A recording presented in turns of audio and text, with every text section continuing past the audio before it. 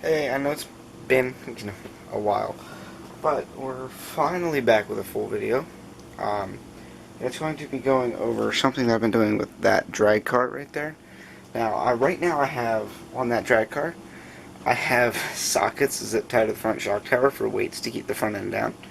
So I'm going to build an actual, yeah, those are power reeds for the 80, an actual plate to actually mount them with, so I gotta bend it, cut it and everything and drill it onto the chassis. So let me bring the car up here and I'll show you what I'm gonna do. Alright, so this is what's underneath the body of the actual Dragslash. Now this is a factory built drag car, and it has the fattest factory rear tires and the fastest ET completely stock, so it's a fast car.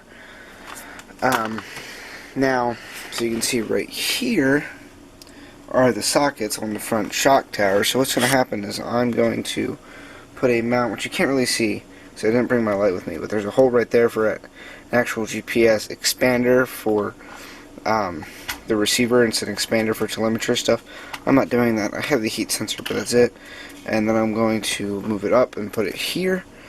And then there's going to be weights going across the top so that I can adjust the weight front to back and side to side. Because with drag cars, if you didn't know, obviously there's this wheelie bar on this one. It's a big tire car. You want to get them, you want to allow them to squat to put weight over the rear tires, but you don't want them to squat so much where they lift up the front, hence the wheelie bar. But it'll still lighten this, and if you put that too far down, you won't get any traction on the back. So the other thing to do is to let it squat like that off the hit to hook, and then add weight up front to bring it down at the end of the track. That's what I'm going to do. I'm going to start measuring. From what I understand, I should have about 5 inches, but I'm going to cut, more than that, obviously. And then I'm going to start forming it into the pieces that I need. So I'm probably going to have a 90 right here, and then it's going to go straight up, or it's going to go back and then over, so that I can move it front to side more, front to back more, and then drop it pretty quick right here, and then, or I'll just move it to here so that I can adjust it. So yeah, I'll let you know what I come up with. As for material, it says it right there. This is 1/16 by 1/2 inch flat piece of aluminum. It's 3 feet long. Should be plenty of space for only needing like a 6-inch length of it. So let's get to forming. Alright, so let's start by loosening that. For those of you that don't know how to use a vise, it's pretty simple. You've got this right here, which just tightens down to keep the vise in place. Obviously, it's not as high as it goes. And then you have the jaws, and then you have the actual rotating action, which tightens the jaws or loosens the jaws. So it's pretty easy. Now, most times when you bend metal, you heat it, but judging that we are downstairs in a house, that's not going to happen. So I'm going to line it up exactly with the bottom of the jaws.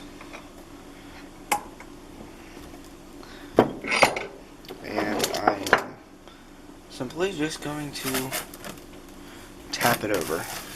So I'm going to put it here, make sure it's really tight, tighten this down.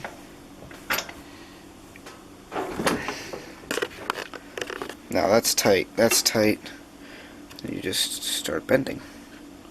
Now make sure you go slow. Obviously heat is the best way to do this. And to make sure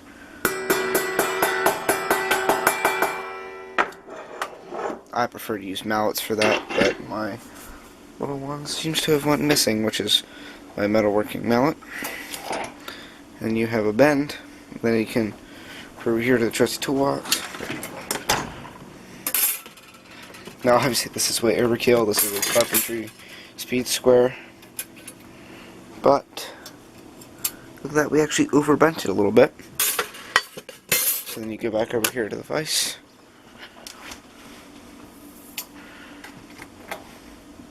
bend it back a little bit. Looks pretty good. And then you just keep repeating that process until you get the angles you want. So I'll check back in a minute when I get that figured out. Alright, so that wasn't that bad. I have this angle figured out, and I have my next marking here, which is 1.5 inches up. Now, a tool that you would not expect with metalworking, Sharpies.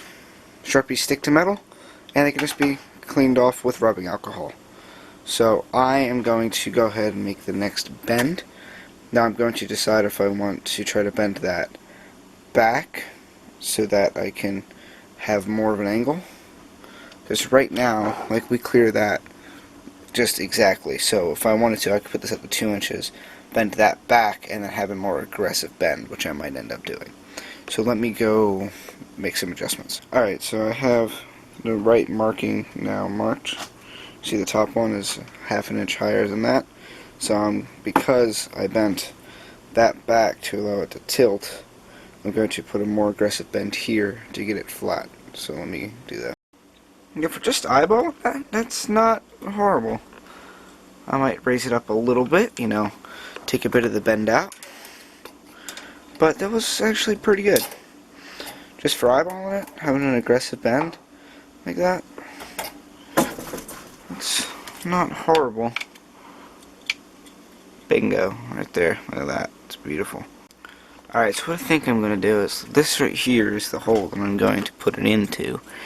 Now that is looking pretty good right there, so the hole's there. I think I'm going to bend it here and then back across that so that I have more surface area to adjust the weight. I think that's what I'm going to do. Alright, so now we have this fully bent, and so here's the beginning right there, and then that is the end. So that's going to end up probably ending right there. So what's going to happen is I'm going to cut it here, I'm going to get everything set up, and then I'm just going to make it one solid line instead of that bend right there, because that is going to be a massive weak point, even though it's not going to be holding that much weight. So it's not really that hard, and I did make a bit of a mistake right where, actually I can't, oh, right there. Apparently I hit it pretty well for myself, but when you make a mistake like that, I know the lighting's not the best for y'all, but it's what I can do right now. So let's say I bend it a little wonky right there.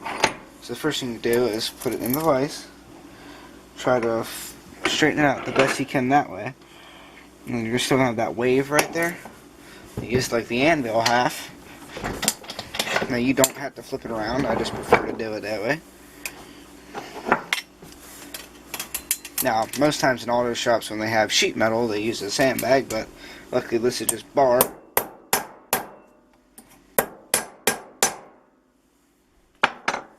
And now, actually not too far off, that's why I would rather be up here. Here's my mallet.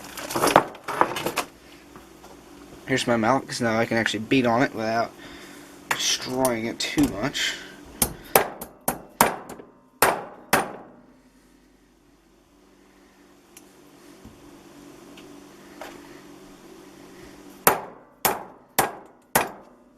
There you go.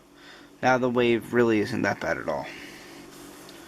If that's still not good enough, you can even use the jaws of the vise again and start the process over. But like, if you ask me, that's good for my situation here. Like, that's the little curve that there is. It's really not that bad from what it was. So let me go ahead and cut this, and I'll get on with the show. Alright. Safety last. Sorry, safety first. I always mix it up with fun. Fun's always last for some reason. So we're going to cut this and move on. I'll show you how to cut it with a hacksaw, which is probably what I'm going to do with that cut, and then end up changing, and then show you how to file everything down. Now, if you did make it this far in the video, thank you. Go ahead, like, subscribe. We do this stuff a lot, and we're going to get more into heavier metal with me now being able to weld and all that kind of stuff. That's kind of where I've been, is, you know, welding stuff. I literally have that trailer that I built was full of weld plates that have been practiced on and worked with. So I'm going to end up probably, welding more. So we'll move on to heavier projects. And yes, I know my hair is a mess, but I really don't care. So let's go ahead and get this, done, and then mount it on the car, and then we're going to have to, use an actual precise scale, measure out, the fasteners that I'm using with the actual mount. And the reason I chose aluminum was because aluminum is light, steel is not. Now we could have used steel, just when you have a heavier mount, you don't have as much weight to be able to move around on top if you stick with the same weight that's on the car now. So, if you have a really heavy mount and less weight, you can't move it around as much, as you can't do as much tuning. With a lighter mount and, more weight, you can move the weights more. That's the whole purpose of using the aluminum. That, and it's really easy to work with, you don't have to heat it up. In this shop, I can't do that. At school, I could use that shop, but I'm not gonna for this. So, yeah. Let me go ahead and get stuff set up for cutting. Alright, because this is such a low grade of aluminum, being only, 16th inch thick, I'm going to end up just using tin snips to cut it, because you can't really get a hacksaw in that little bit of an area. So, let's, see how this goes. I'm going to go place about the camera here. There we go. So, with tin snips, sometimes your hand doesn't reach all the way across, or you just can't quite grip it, so you might need to use two hands. But, literally all they do is just glorified scissors. So,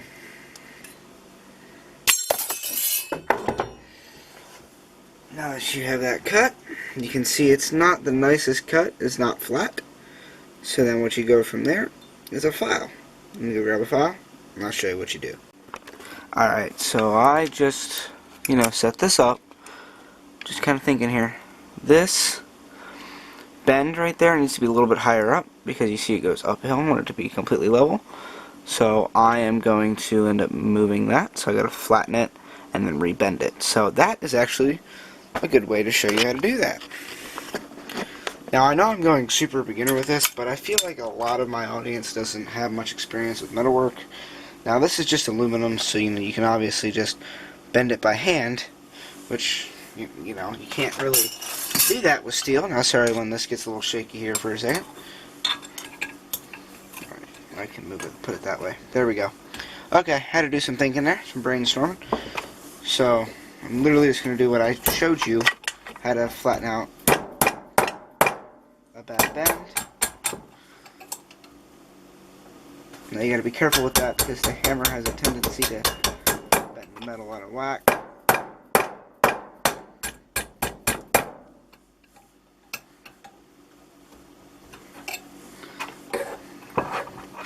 This is where it would come in handy to have an anvil. Let's see here.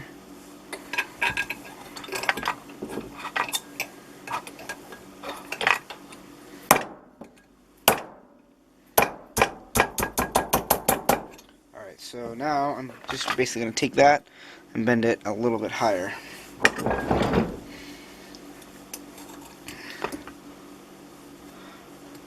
So we're going to go that way. Half inch up, around a half inch, yeah. Now obviously this line ain't straight, but the metal is, so I can gauge it off of that. Now that line right there ain't straight, but that I can work with. So I'm just going to bend this a little bit.